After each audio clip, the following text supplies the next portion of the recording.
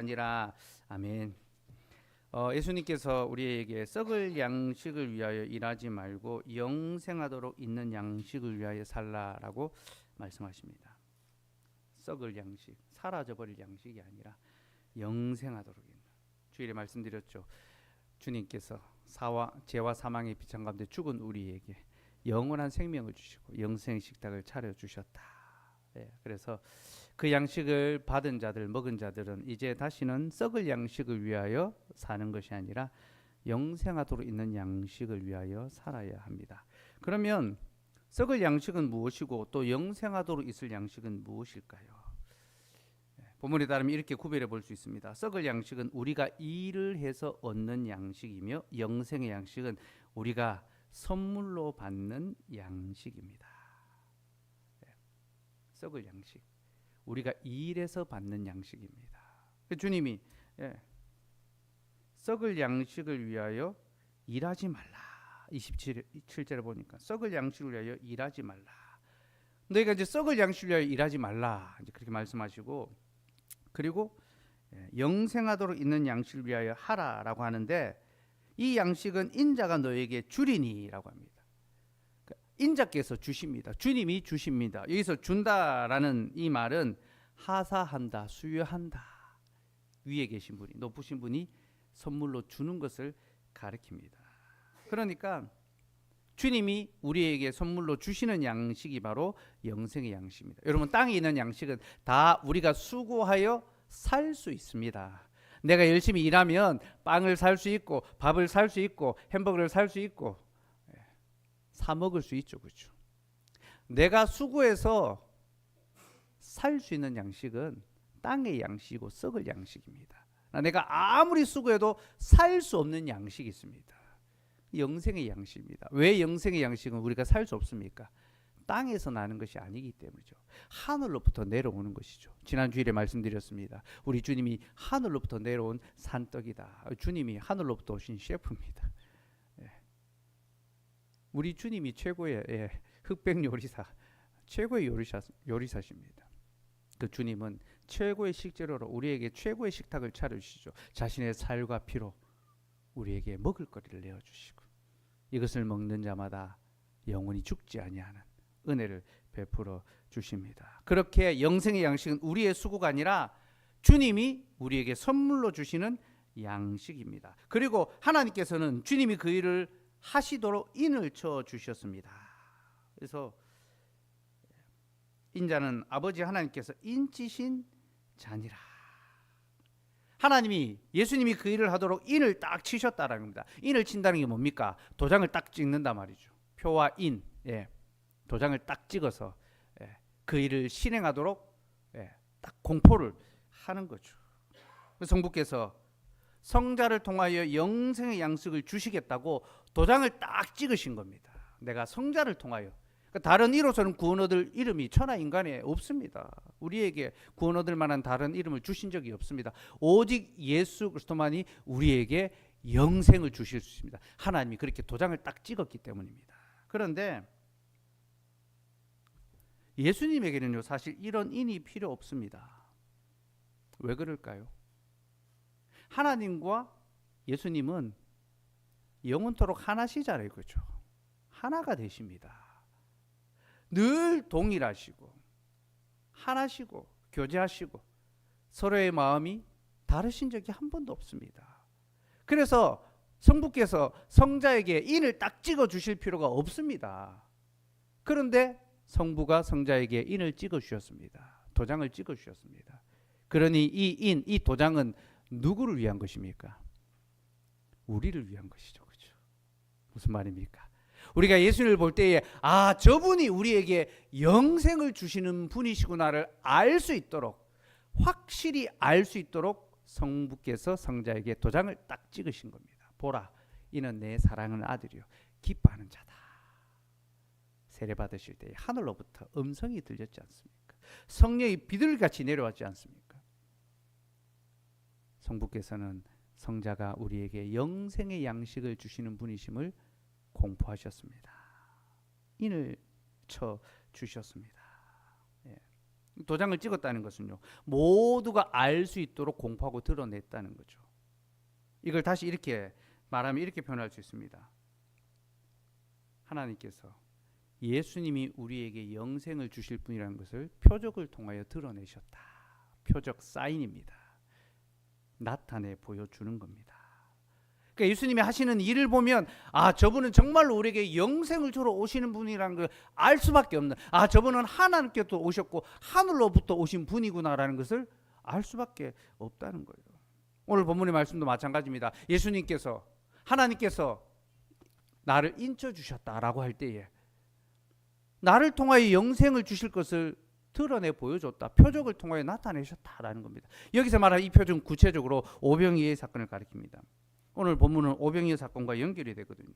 그럼 예수님께서 물고기 2마리와 보리떡 5개로 5,000명을 먹이신 그 사건이 보여주는 게 뭡니까? 단순히 예수님의 능력이 뛰어나다는 그런 기적을 보여주는 겁니까? 그럼 예수님이 바람과 바다를 잠잠케 하시고 물 위를 걸으시는 그 장면이 보여주는 게 뭡니까? 예수님이 창조주 하나님이라는 걸 보여주는 표적입니다. 그죠? 예수님은 능력이 많은 분이야. 저분을 따라가면 무언가 큰 어떤 이적을 경험하고 또 말로도 알 수 없는 그런 은혜를 잊게 될 거야. 그런 걸 보여주는 게 아닙니다. 그저 능력 많은 분이란 걸 보여주는 그런 이런 일은 선지자들도 하기도 했습니다. 그러나 예수님의 그 행하심은요, 표적입니다. 그가 창조주 하나님이신, 이가 니기에 바람과 바다도 순종하는 거. 바람과 바다는 자기를 지으신 존재에게만 순종하는데 이분이 창조주인가? 바로 그런 말입니다. 예수님의 행동은 그렇게 자신이 하나님께 보냄을 받았다는 자랑을 보여주는 표와 인입니다. 오병이의 사건을 통하여 예수님은 자신이 참된 떡, 곧 먹고 사라지는, 죽는 그런 땅의 양식이 아니라 영생하도록 있는 영생의 양식을 주러 오신 분이라는 것을 가르쳐주기 위해서 오병이의 사건을 행하셨습니다. 그런데 이 유대인들은 그 표적을 보고도 예수님을 믿지 않았다라고 합니다. 26절 말씀. 오병이의 사건을 경험한 사람들이 예수님을 막 쫓아왔거든요. 그때 예수님이 그들에게 이렇게 말씀하십니다. 26절 읽읍시다. 시작. 예수께서 대답하여 이르시되 내가 진실로 진실로 너에게 이르노니 너희가 나를 찾는 것은 표적을 본 까닭이 아니요 떡을 먹고 배부른 까닭이로다. 사람들이 예수님을 따라온 이유가 뭡니까? 찾아온 이유가 무엇입니까? 표적을 본 때문이 아니라 떡을 먹고 배가 불렀기 때문입니다. 무슨 말입니까? 예수님은 그 사건을 통하여 자신이 땅의 양식이 아니라 하늘의 양식, 곧 오직 하나님만이 주실 수 있는 영생의 떡을 주시기 위하여 오셨다는 것을 보여주기 위해서인데, 그들은 그 사건을 통하여 표적, 예수님의 존재를 아는 것이 아니라 그저 예수님의 능력을 덧입기를 원했던 것입니다. 곧 내가 줄였는데 저분 곁에 있으면 내가 굶지 않겠구나. 내가 질병이 있었는데 저분 옆에 있으면 내가 건강할 수 있겠구나. 내가 인생의 고민과 어려움의 문제가 많았는데 저분 따라다니면 인생의 문제를 해결할 수 있겠구나. 그렇게 받아들인 거죠. 곧 예수님을 자신의 구주, 자신의 그 영원한 생명을 주실 살아계신 하나님의 아들로 믿는 것이 아니라 그저 기적을 행하시고 내 인생의 결핍과 어려움의 문제를 해결해 줄 수 있는 그런 분으로만 믿고 따라왔던 거죠. 여러분, 그들이 자기의 배가 만족하고 자기의 인생의 문제가 해결되기를 바라며 예수님을 따라다녔던 것은요, 그들이 예수님을 통하여 얻고자 하는 것이 영원한 생명이 아니라 유한한 생명이라는 것을 보여줍니다. 그저 이 땅의 삶의 좀 편안함과 형통함과 윤택함과 어려움을 피함과 건강함과 잘됨과 그것을 구했던 거죠. 오늘날 많은 사람들이 그런 방식으로 예수님을 믿습니다. 예수님을 믿는다, 나는 예수님을 믿는다라고 말하면서 정말로 예수님이 누구신지를 알고 믿는 것이 아니라 그저 예수님을 통해서 자기의 마음의 평안함을 얻거나 삶의 문제를 해결받기를 바라는 그런 측면에서 예수님을 믿고 예수님을 따른다라고 말합니다. 사랑하는 여러분, 이러한 것들은 다 영원한 생명의 필요가 아니라 유한한 생명의 필요를 구하는 것임을 기억하시기 바랍니다. 영원한 생명의 필요가 아니라 유한한, 우리의 육신의 이 유한한 생명의 필요를 위하여 예수님을 따라다니고 그것을 구하고 그것이 채워지기를 바라는 것, 그것이 예수님을 믿는다라고 하는 그런 사람들의 오늘날 우리들의 모습이라는 거죠. 그래서 예수님이 그들에게 뭐라 하십니까? 썩을 양식을 위하여 일하지 말라. 썩을 양식을 위하여 일하지 말라. 이 말은 그들이 예수님께 구하는 그 모든 것들이 사실은 다 썩을 양식에 불과하다라는 겁니다. 여러분, 왜 이런 것들이 썩을 양식입니까? 먹고 사는 문제, 중요한 문제죠. 인생의 어떤 문제를 해결하는 거 꼭 필요한 것입니다. 그러나 여러분, 이 모든 것들은요, 영원한 것에 비하면 아무것도 아닙니다. 여러분, 우리가 인생을 살아가면서 정말로 중요하다고 생각하고 꼭 갖고 싶어하고 이루길 바라는 것들이 있습니다. 그런데 그런 것들이 사실은 별로 중요한 것이 아닐 수도 있습니다. 예. 얼마 전에 노벨 문학상 소식이 있었죠. 예. 그 인터뷰를 하고 뭐 이제 기자회견을 하지 않은데 전쟁 때문에 사람이 죽어 나가는데 이 상이 무슨 의미가 있냐 하면서 인터뷰를 안 하더라고요. 지금 내 인생에 있어서 지금 당장 이건 너무 중요한 문제. 이건 반드시 해결돼야 되고 이건 반드시 채워져야 되는 거고 어떤 결핍과 어떤 갈등과 어떤 아픔의 문제가 있을 수 있습니다. 그러나 여러분, 영혼의 시점에 비하면 그건 정말로 아무것도 아닌 순간에 지나가는, 참으면 이렇게 하든 저렇게 하든 지나고 보면 별것 아닌 그런 일들일 수 있다는 것입니다. 예수님은 그것을 이야기하십니다. 지금 당장은 이것이 중요해 보이고 먹는 것이 중요해 보이고 입는 것이 중요해 보이고 사는 것이 중요해 보이지만 그 모든 것은 결국은 썩어 없어질 것들이다. 너희의 썩을 몸을 위하여 일하지 말고 썩지 아니할 영혼을 위해서 일하여라. 영생의 양식을 위하여 일하라. 사랑하는 여러분, 우리가 중요하다고 생각하는 것 중에 중요하지 않은 것이 너무나 많다는 것을 기억합시다. 썩을 양식을 위하여 내가 아침부터 저녁까지 수고하며 살아가는가, 아니면 영생의 양식을 위하여 수고하며 살아가고 있는가. 우리의 삶의 그 방향과 그 내용과 그 실질을 돌아볼 수 있었으면 좋겠습니다. 그래서 썩을 양식을 위한 수고가 아니라 영생의 양식을 위한 삶을 함께 살아가면 좋겠습니다.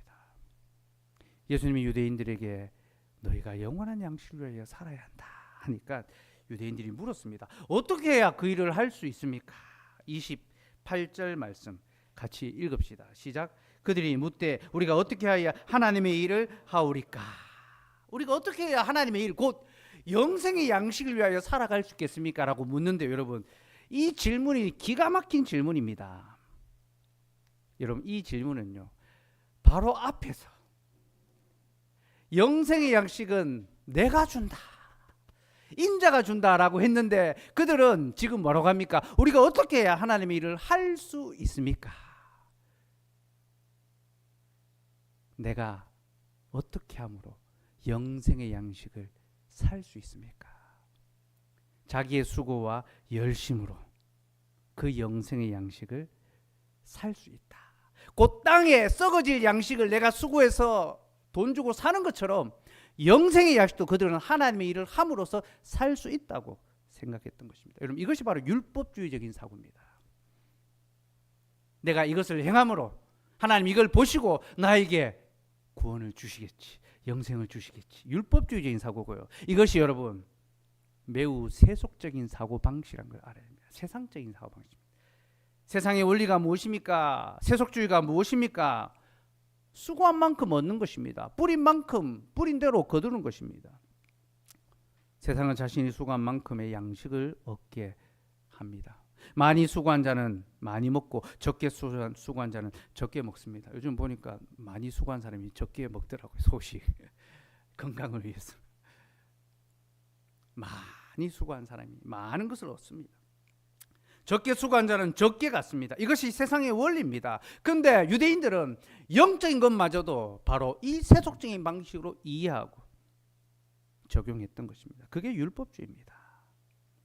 자신이 하나님을 위하여 많이 수고하면 영생을 얻을 수 있다는 거죠. 여러분, 오늘날 많은 신자들이 이런 방식으로 살아갑니다. 율법주의를 배격하면서 자기 안에도 어느새 율법주의적인 요소와 삶의 모습들이 드러납니다. 그래서 나는 그래도 다른 사람들보다 더 신앙생활 잘하는데, 은연중에 그런 마음이 있습니다. 나는 그래도 주님의 교회를 위해 더 많이 헌신했는데, 저 무임승차하는 사람들하고 나는 다른데, 숟가락만 얻는 사람들하고 나는 다른데, 그런 생각들이 우리 안에 있을 수 있습니다. 그러나 여러분, 영생은 그런 방식으로 얻을 수 있는 것이 아닙니다. 29절 말씀 같이 읽읍시다. 시작. 예수께서 대답하여 이르시되 하나님께서 보내신 이를 믿는 것이 하나님의 일이니라 하시니. 하나님의 일이 무엇입니까? 하나님의 아들, 하나님께서 보내신 자를 믿는 것, 곧 예수 그리스도의 그 하시는 일과 그 전하는 말씀을 보고, 야, 이분은 정말로 우리에게 영생을 주시기 위하여 하나님께서 보내신 우리의 구주시고 그리스도시며 살아계신 하나님의 아들이시구나. 그것을 믿는 것이 바로 하나님의 일이요, 그 믿는 자에게 하나님이 영생의 양식을 선물로 주시는 겁니다. 예수님은 바로 이것을 가르치시기 위하여 표적을 행하셨습니다.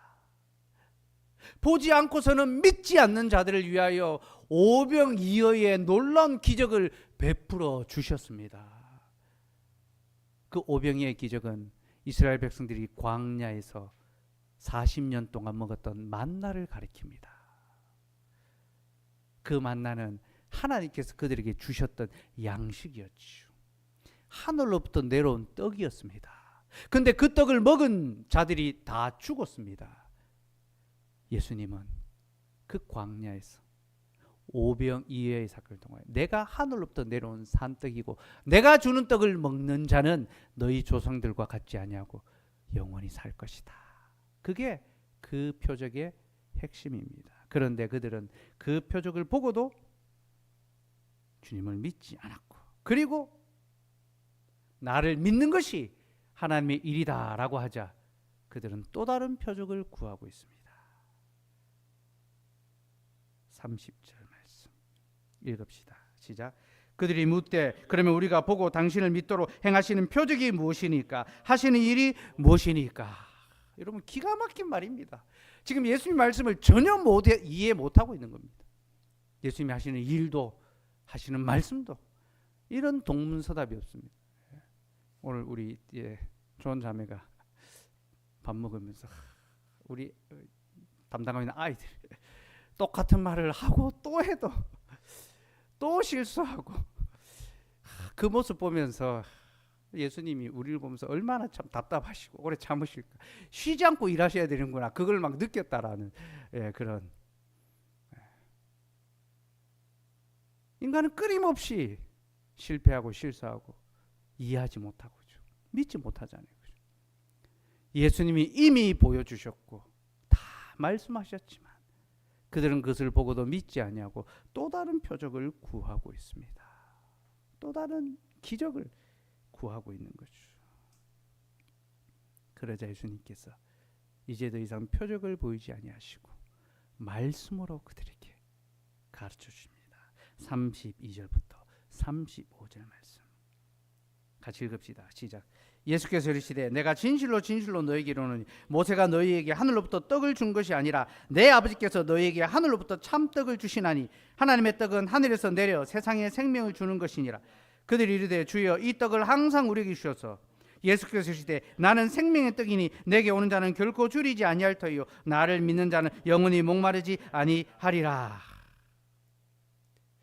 너희가 만나를 먹었는데 모세가 준 것이 아니라 내 아버지께서 너희에게 하늘로부터 주셨다. 근데 그 떡이 바로 나다. 내가 생명의 떡이다.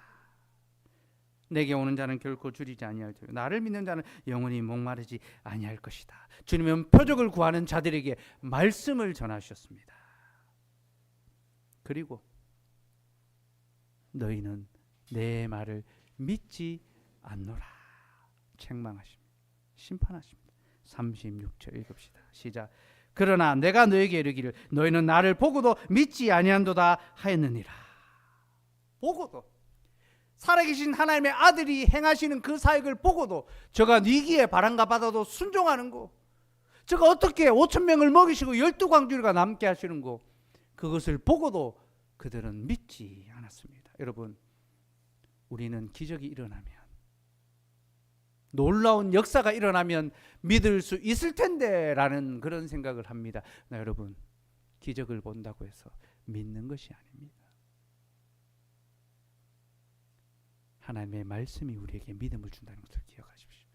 믿음은 들음에서 나며 들음은 그리스도의 말씀으로 말미암느니라. 예수님께서는 너희는 내가 행하는 것을 보고도 믿지 않았다. 여기서 끝나지 않습니다. 그러나 나를 믿는 자들이 있을 것이다. 그러면 누가 믿게 되는가? 누가 하나님을 믿을 수 있는가?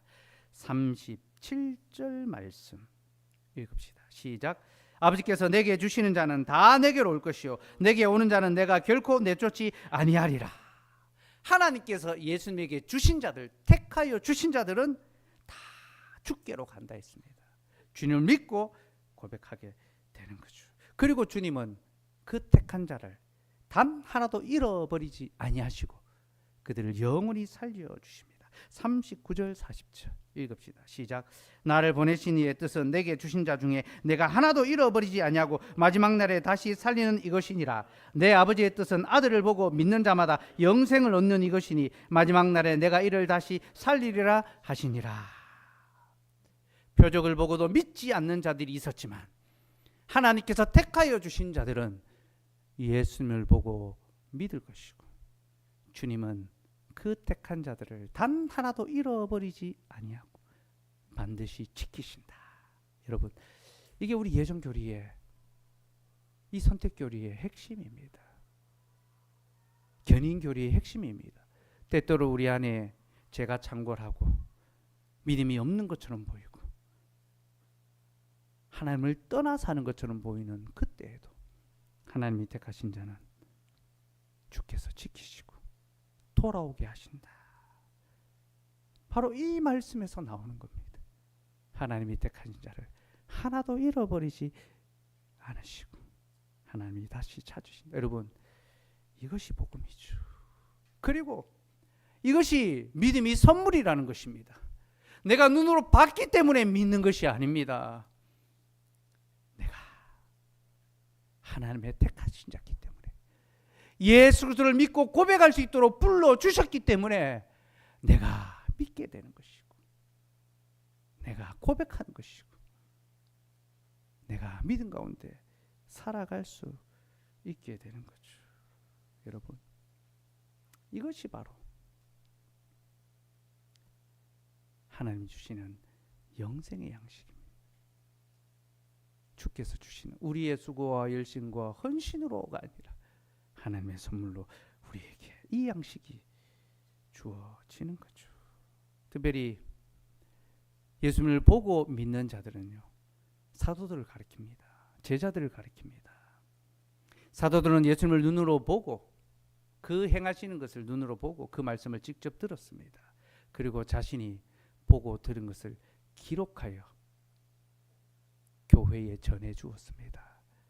그리고 교회는, 우리는 그 기록된 말씀을 들음으로 하나님을 믿게 됩니다. 그래서 믿음이 보는 것이 아니라 들음에서 난다. 그리스도의 말씀을 듣는 것으로. 그래서 예수님이 너는 본고로 나를 믿느냐, 믿지 못하고 보지 못하고 믿는 자들은 복되도다. 그 우리를 가리키는 겁니다. 하나님의 말씀을 들음으로써 믿는 우리가 복되다라는 겁니다. 요한일서 1장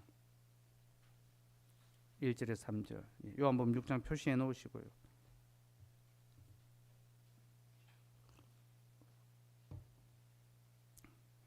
요한일서 1장 1절에서 3절 말씀 읽읍시다. 시작. 태초부터 있는 생명의 말씀에 관하여는 우리가 들은 바요 눈으로 본 바요 자세히 보고 우리의 손으로 만진 바라. 이 생명이 나타내신 바 된지라. 이 영원한 생명을 우리가 보았고 증언하여 너에게 전하노니 이는 아버지와 함께 계시다가 우리에게 나타내신 바 된 이시니라. 우리가 보고 들은 바를 너에게도 전함은 너희로 우리와 사귐이 있게 하려 함이니 우리의 사귐은 아버지와 그의 아들 예수 그리스도와 더불어 누림이라. 사도들은 태초부터 있었던 생명의 말씀 곧 예수 그리스도에 대해서 듣고 눈으로 보고 손으로 만졌습니다. 직접 만지고 도마가 예수님의 그 십자가의 그 못자국을 손에 못자국을 만져봤잖아요. 그렇죠?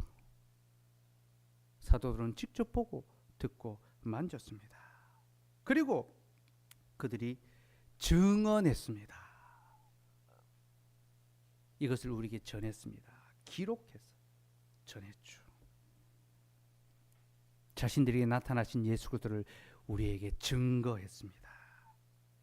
그들이 자신들이 보고 들은 것을 우리에게도 전하는 것은 우리로 그들과 사귐이 있게 하기 위해서 사도들과 곧 사도의 말씀과 사귐을 얻게 하고 이 사귐은 아버지와 그의 아들 예수 그리스도와 더불어 사귐, 성부와 성자와 성령 하나님과 더불어 사귀는 영생의 삶을 살게 하기 위해서.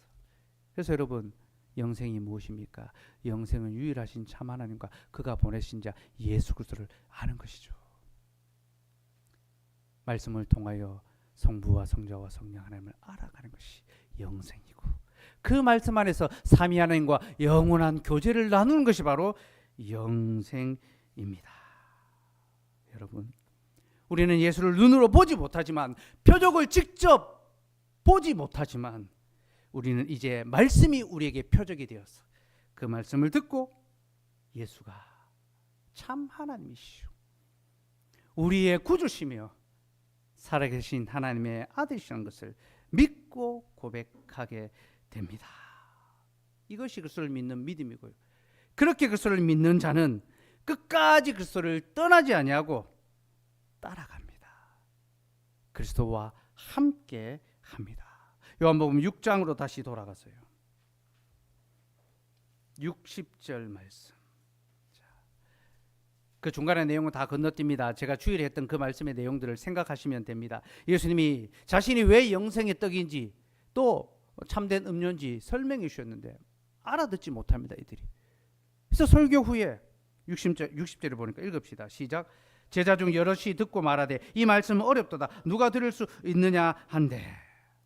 유대인들 무리들만이 아니라 제자들 중에서도 여럿이 이 말씀은 어렵다, 내가 이해하지 못하겠다, 누가 들을 수 있겠는가.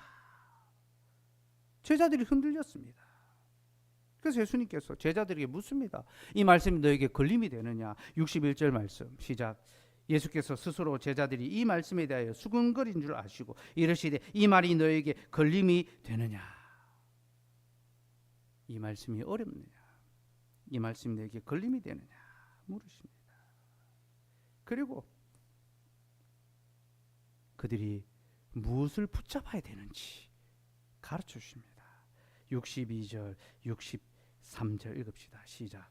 그러면 너희는 인자가 이전에 있던 곳으로 올라가는 것을 본다면 어떻게 하겠느냐. 살리는 것은 영이니 육은 무익하니라. 내가 너에게 이런 말은 영이요 생명이라.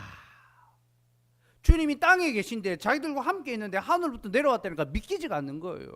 유대인들 중에는 이는 요셉의 아들이 아니냐, 우리가 저를 아는데 네가 무슨 하늘부터 내려왔느냐. 그 내용들이 유장에 다 나옵니다. 예수님께서 그래? 그러면 인자가 원래 있던 곳으로 올라가면서 보면 너희 어떡할 거냐. 성천하실 것을 미리 예고하셨습니다. 그러면서 살리는 것은 영이니 육은 무익하니라. 내가 너에게 이르는 말은 영이다, 생명이다 말씀하셨습니다. 이 말은 영은 유익하고 좋은 것이고 육은 무가치하고 의미 없는 것이다, 그런 말이 아닙니다. 그러면 영지주의자가 됩니다. 그럼 영적인 것만 귀하고 육은 부패하고 악하고 나쁜 것이 됩니다. 하나님은 육체도 주셨거든요. 우리는 영과 육을 함께 귀하게 여겨야 합니다. 예수님이 이 말씀하신 것은요, 육이 가치가 없다는 것이 아니라 우리를 정말로 영원히 살게 하는 것은 육체가 아니라 영이라는 것입니다. 곧 우리가 빵을 먹고 건강을 위하여 운동을 하고 살아가는 데 필요한 모든 것을 갖추어 감으로 말미암아 살게 되는 것이 아니라 우리를 영원히 살게 하는 것은 바로 우리의 영혼, 하나님의 영이라는 거죠. 그래서 눈에 보이는 물질적인 어떤 것을 추구하지 말고 하나님의 말씀을 귀히 여기며 그 말씀을 붙잡으라고 이야기하는 겁니다. 이 땅의 것을 천착하고 이 땅의 것을 붙잡기 위하여 몸부림치지 말고 눈에 보이는 어떤 것으로 판단하지 말고 하나님의 그 말씀에 귀를 기울이고 그 말씀만이 우리에게 영원한 생명을 준다는 것을 믿고 붙들라는 거죠. 주님의 그 하시는 말씀을 그대로 믿고 받아들이라는 겁니다. 그런데 많은 제자들이 어떻게 됩니까? 이 말씀에 걸림이 되어 주님을 떠납니다. 66절 읽읍시다. 시작. 그때부터 그의 제자 중에 많은 사람이 떠나가고 다시 그와 함께 다니지 아니하더라. 이 제자들은 다 육체의 필요를 위하여 주님을 쫓았던 자들입니다. 주님의 나라가 임하면 한 자리 차지할 자들이죠. 이 땅에 걱정과 고민과 염려 없이 행복한 나라, 행복의 나라를 추구했던 자들입니다. 근데 주님이 육이 아니라 영에 대해서 말씀하시니까 어렵다. 떠나가 버렸습니다. 여러분, 많은 사람들이 예수님을 찾아오지만요, 많은 사람들이 예수님을 떠나갑니다. 떡을 보고 찾아온 자들은 반드시 떠나게 되었습니다. 떡이 떨어지면 떠납니다. 떡이 시원찮으면 떠납니다. 자기의 인생의 문제가 해결되지 않으면 떠납니다. 인간관계의 어떤 필요나 마음의 평안을 추구한 자들이 주님을 찾아오면요, 그 문제가 해결되지 않으면 주님을 떠납니다. 반드시 그렇게 됩니다. 그러면 어떤 자들이 끝까지 주님 곁에 붙어 있는가? 67절에 예수님께서 12제자에게 말씀하십니다. 예수께서 12제자에게 이르시되 너희도 가려느냐? 12의 제자가 남았죠. 그들에게 너희도 가겠느냐 물으셨습니다. 그때 시몬 베드로가 이렇게 말합니다. 68절 69절 읽읍시다. 시작. 시몬 베드로가 대답하되 주여 영생의 말씀이 주께 있사오니 우리가 누구에게로 가오리까? 우리가 주는 하나님의 거룩한 자신 줄로 믿고 알아사옵나이다. 기가 막힌 대답이 나옵니다. 예수님의 그 말씀을 알아듣지 못했고 답답하게 했던 그 말씀을 한 번에 뒤집는 속 시원한 대답이 나오죠. 예수님, 영생의 말씀이 주께 있는데 우리가 누구에게로 가겠습니까? 어디로 가겠습니까? 우리가 주의 행하시는 것과 주의 말씀을 듣고 주는 하나님의 거룩한 자신 줄로 믿고 알았습니다. 그렇게 고백했습니다. 여러분, 베드로가 이 고백을 할 때예요, 그는 자신이 육적인 것이 아니라 예수 그리스도 그 자체, 주님이 주시고자 하는 그 영생을 쫓아 살아가고 있다는 것을 보여주고 있는 것입니다. 여러분, 베드로를 가난한 어부로 생각하시면 안 됩니다. 베드로는 많은 것을 가진 자였습니다. 그는 어부였지만 그는 선주였습니다. 그는 사업가였습니다. 사업체가 있었습니다. 적어도 우리 중에 있는 어떤 사람들보다 더 많은 것을 갖고 있었던 인물이 베드로입니다. 그러나 그는 주께서 그를 부르실 때에 손에 쥔 모든 것을 버려두고 주님을 쫓았습니다. 그래서 베드로가 주여 우리는 모든 것을 버려두고 주를 쫓았나이다. 무엇을 주시겠나이까? 묻지 않습니까? 영생을 달라는 것입니다. 베드로는 정말로 자신이 가진 모든 것을 버려두고 주님을 쫓았고 그에게 필요한 것은 이 세상에서의 편안하고 더 좋은 삶이 아니라 하나님 안에서의 삶이었습니다. 그리고 그는 주님을 따라다니면서 주님의 말씀을 통하여 주님이 하나님의 거룩한 자이심을, 정말로 우리에게 영생을 주시는 분임을 믿고 고백했던 거죠. 그래서 더 좋은 편, 영생의 말씀을 택한 것입니다. 사랑하는 여러분, 지금 우리에게 중요한 것이 무엇인지 돌아보았으면 좋겠습니다. 내가 정말로 간절히 바라고 주님을 통하여 얻기를 원하는 것이 무엇인가 돌아봅시다. 당장의 어떤 기도의 그 응답과 삶의 어떤 문제의 해결과 마음의 평안을 얻는 것이 중요합니까? 아니면 이 모든 것들이 없다 하더라도 삶의 풍파와 마음의 고통과 우리의 육체의 가시와 우리에게 살 소망까지 끊어지게 하는 결핍과 아픔과 환난이 있다 하더라도 주여 영생의 말씀이 여기 있사오니 우리가 어디로 가오리까? 우리의 가진 모든 것이 잃어버림을 당해도 우리는 주님이 하나님의 아들이신 것을 믿나이다. 그렇게 고백하며 머물러 있어야 할 것입니다. 그렇게 영생의 말씀이 있는 곳이 어디입니까? 바로 여기 주님의 교회입니다, 여러분. 주께서는 교회에 자신의 말씀을 두시고 선포하시고 우리로 듣고 배우고 믿고 고백하게 하십니다. 그러니 영생의 말씀이 여기 있사오니 우리가 어디로 가오리까?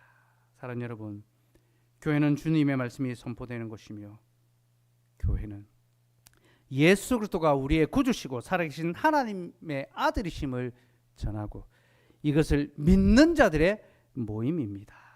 그래서 교회에 다른 것을 기대하고 온다면 그 사람은 반드시 교회를 떠나게 되어 있습니다. 우리 시대 교회에 성장하는 교회들이 몇 가지 특징이 있다고 합니다. 좋은 건물이 있어야 되고 넓은 주차장이 있어야 되고 다양한 문화 활동과 프로그램들이 있어야 된다고 합니다. 사람들이 그런 곳에 모여든다고 하죠. 근데 여러분, 그런 곳을 가려면요, 이마트 가면 됩니다. 홈플러스 가면 됩니다. 백화점 가면 문화교실 합니다. 교회는 그런 곳이 아니라 하나님의 말씀이 선포되는 것이고 살아계신 하나님의 말씀만 있으면 그거 하나로 충분한 것입니다. 그래서 종교개혁 시대에는 들판에서도 나무 강단을 놓고 이동식 강대상을 들고 다니면서 하나님의 말씀을 전했고 그 말씀 듣기 위하여 자신의 삶의 모든 것을 버려두고 토굴로 산으로 들판으로 그렇게 몰려들었습니다. 그 그림들이 있습니다. 그렇게 예배했던 모습의 그림들이. 제가 그 현장에 가서 이동식 강대상을 보고 왔었습니다. 마음이 얼마나 숙연했는지. 우리는 지금 이렇게 편안한 공간에서 장소에서 이렇게 편히 앉아서 말씀을 듣는데 그러다 보니까 이 말씀의 귀함과 가치를 잊어버리고 천하보다 귀한 이 말씀을 개와 돼지에게 던져버리는 이 땅의 것들과 바꾸어버리는 그런 삶을 살아가고 있는 것은 아닌지 돌아보았으면 좋겠습니다. 사랑하는 여러분, 주님의 말씀을 들으시고 그 말씀을 통하여 예수가 우리의 주시오 그리스도시며 살아계신 하나님의 아들이시라는 것을 믿읍시다. 그리고 그 말씀을 통하여 그리스도를 믿고 그 말씀을 힘입어 그리스도를 떠나지 아니하고 끝까지 붙어 있을 수 있도록 너희도 가려느냐 주여 영생의 말씀이 주께 있사오니 우리가 어디로 가오리까? 그렇게 주께 붙들려 있기를 소원합니다. 그런데 그렇게 붙들려 있기 위해서 필요한 것이 있습니다. 70절 말씀 읽읍시다. 시작. 예수께서 대답하시되 내가 너희 12를 택하지 아니하였냐? 그러나 너희 중에 한 사람 막인이라 하시니 베드로가 예수 그리스도를 살아계신 하나님의 아들로 고백할 수 있었던 이유가 무엇입니까? 주께서 그를 택하셨기 때문이죠. 아버지께서 그를 택하여 주님의 손에 맡겼기 때문에 주님이 그를 잃어버리지 아니하고 지키셨고 그래서 그가 그 믿음을 지킬 수 있었던 것입니다. 사랑하는 여러분, 하나님께서 우리를 택하여 주의 교회로 불러주셨고 하나님의 영원한 언약 가운데 우리를 사랑해 주시고 매주일마다 살아계신 하나님의 말씀을 듣게 하신다는 것을 믿으시기 바랍니다. 그리고 믿는 자로서 그 들은 말씀을 믿음으로 화합하고 고백하고 그 영생의 말씀과 함께 동행하는 끝까지 견인하는 견디고 인내하는 저와 여러분 되기를 소망합니다.